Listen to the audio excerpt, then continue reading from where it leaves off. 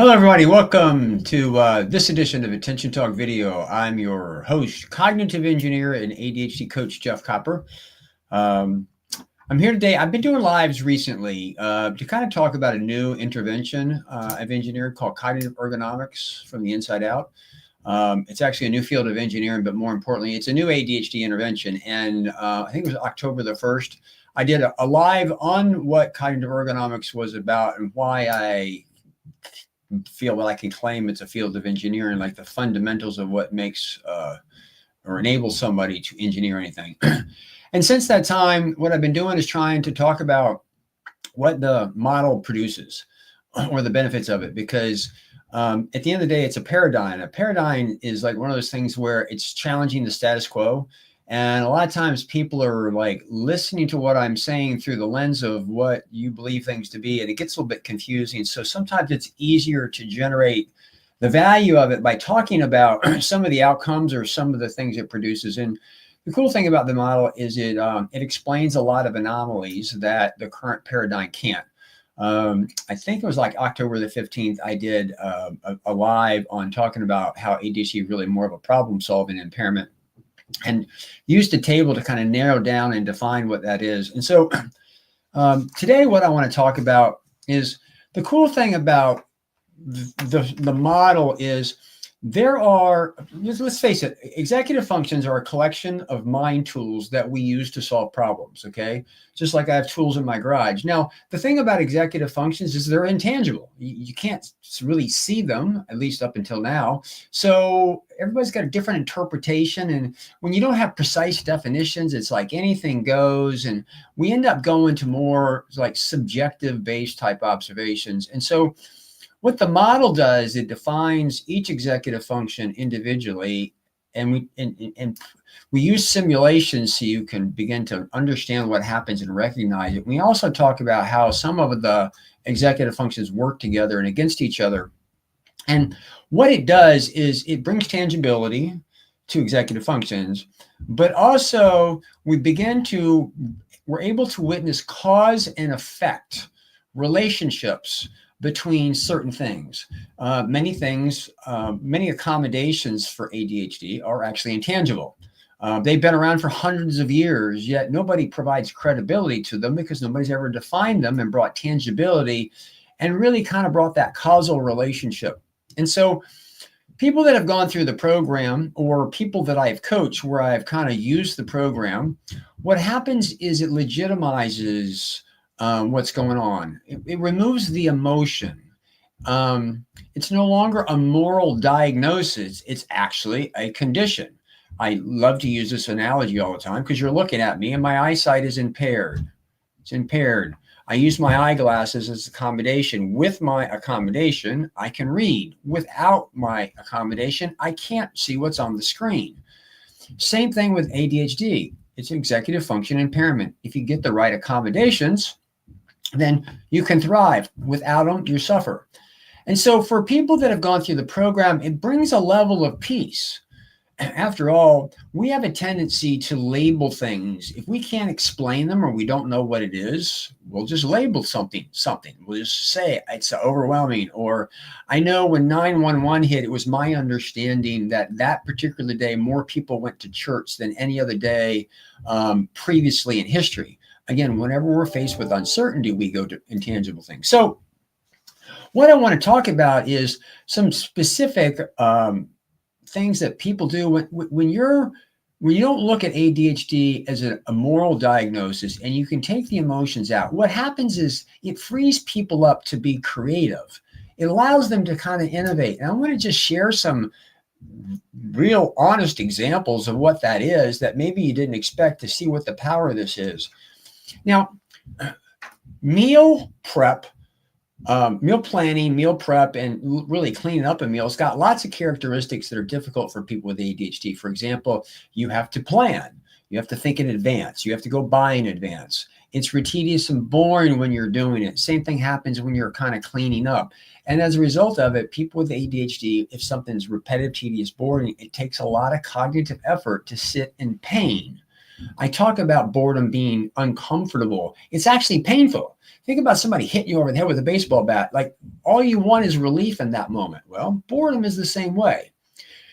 Planning in advance. Time to think what you've got to have the ingredients kind of come together. It's multifaceted, ambiguous. So I was dealing with an individual who basically kind of owned this as an impairment, and they were struggling with eating well, and they were struggling with like just shopping and everything. And I said, well, part of the program is you define what's hard, then you say what would be easy. And one day I was saying, well, when it comes to meal prep, what would be the easiest thing? He said, you know what would be easiest is somebody just showed up with my meal.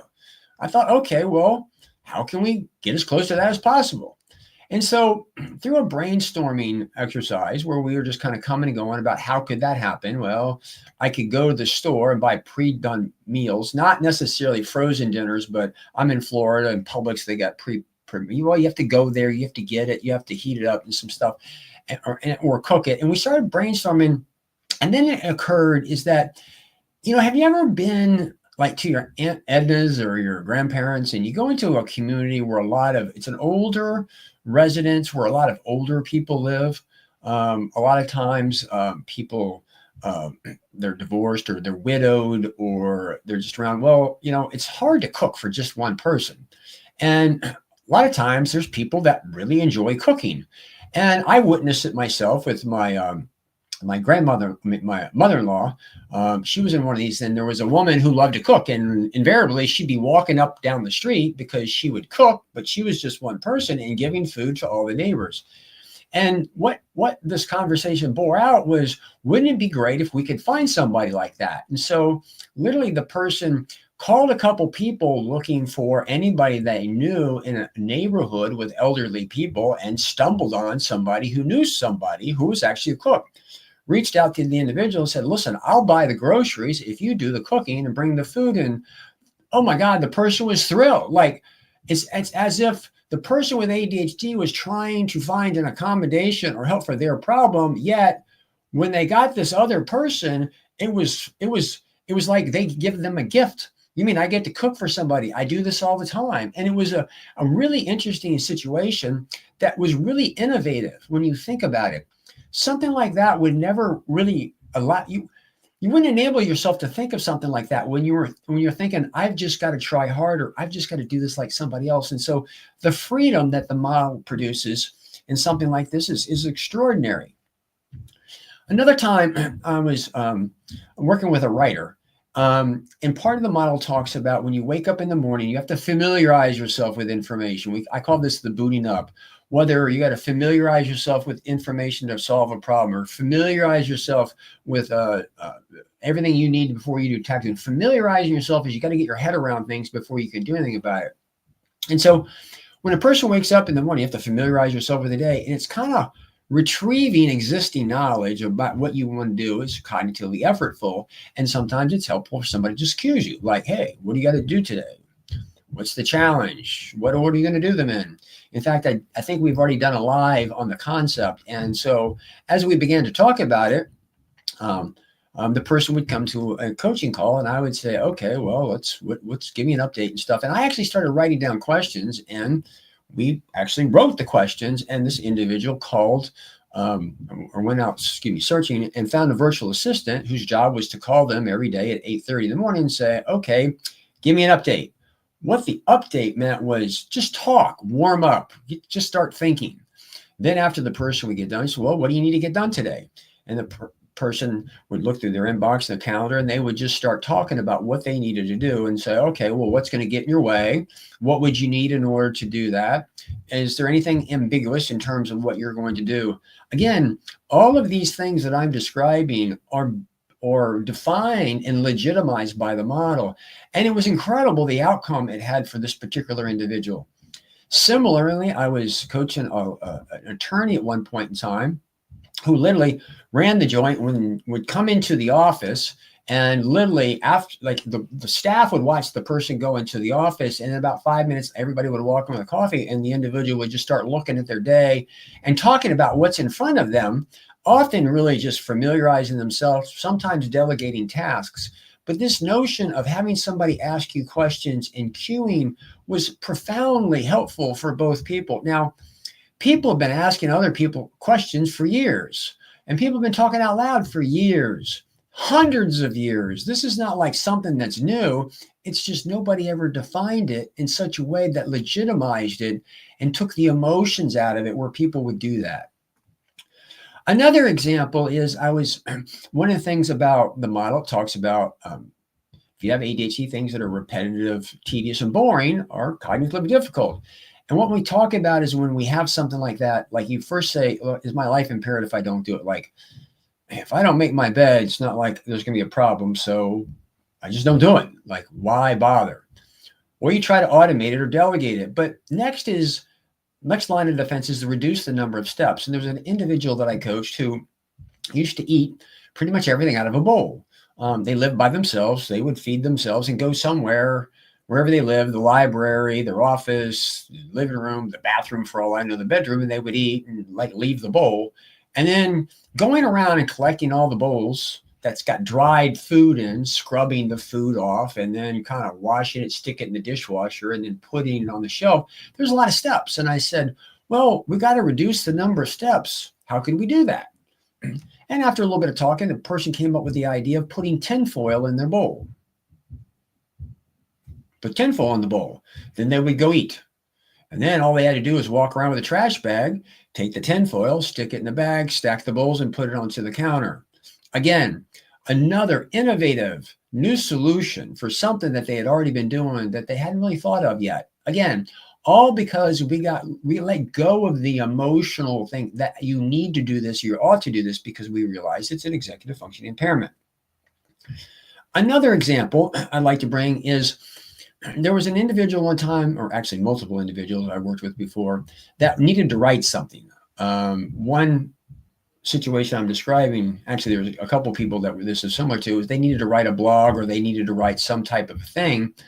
And their notion of doing it is to sit down and pull this together. Now, understand that writing something like a blog is somewhat ambiguous. You know what a blog is, and you might know what a topic is. But let's say you got, I don't know, 30 ideas. Well, you got to pick which ideas are relevant. You can't use all 30 of them. Then you have to think about what words am I going to use to convey what I want to with regard to this idea, and what order do I need to put the ideas that would be logical, that would convey what I'm doing in a meaningful way that would get someone to want to read it, right? That all requires executive function. Multifaceted, you see, multi-ideas, multi-words. I'm not really clear how to put them together. That's where the impairment is. Well, sitting down and writing that's difficult. I myself have this difficulty.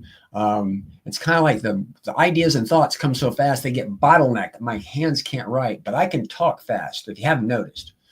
So often what I'll do is just dictate. Or in this situation, I've had an individual and I said, well, what's something you want to write about? And they told me. So I flipped on a recording and I said, so tell me about this topic. And I just asked them a bunch of questions, recording them the entire time. We got done. I said, tell you what, I recorded this. I'm going to send you the audio recording. And I suggested that they get it transcribed. It's a little expensive, but it's an easy way of going to rev.com on a one-off type thing. They did. And I said, listen, just take out my questions and read it to me. And they did. I go, well, that's a pretty good blog, don't you think? And it kind of struck them off guard because they didn't realize what I was doing. Now, writing a blog, it's about, you have content. How do you get it out? By doing it this way, by recognizing you didn't have to do it a certain way, we took the emotion out of it, and the person was able to kind of innovate and kind of create. Again, when the model says something's repetitive, boring, and tedious is physically uncomfortable for you and painful, and it requires a lot of cognitive effort, and the model can show that over and over, you say, hey, listen, it's not me, it's my condition. It's not me that I can't read, it's my eyesight, it's a condition. It opens us up to be more open. One of the hopes of cognitive ergonomics is not only will I help people with individual get this, but I hope companies and other neurotypicals recognize it as an impairment, recognize that they use the same accommodations that people with ADHD do, but people with ADHD, let's say, need them 10 times more. And begin to mandate and provide this to people so that people don't have to try harder. Really, the idea is to provide the accommodation. Again, If I'm sitting here trying to read, it's going to take me a lot of work, a lot of effort, and a long time to get this thing done. If I get the accommodation, then I can read. I don't have to change myself. So again, that's the point of this model.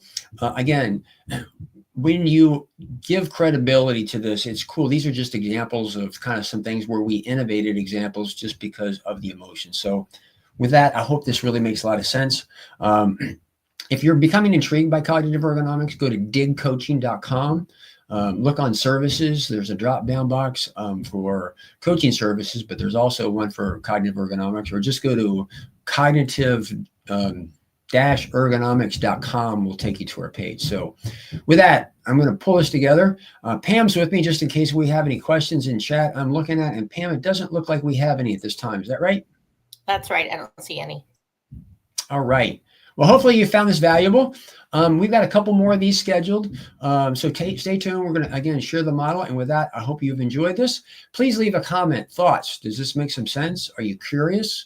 Do you see any flaws? Anyway, with that, we hope you've enjoyed this. Catch us next week for another great live edition of Attention Talk Radio. Take care. Excuse me. Attention Talk Video. Take care. Bye.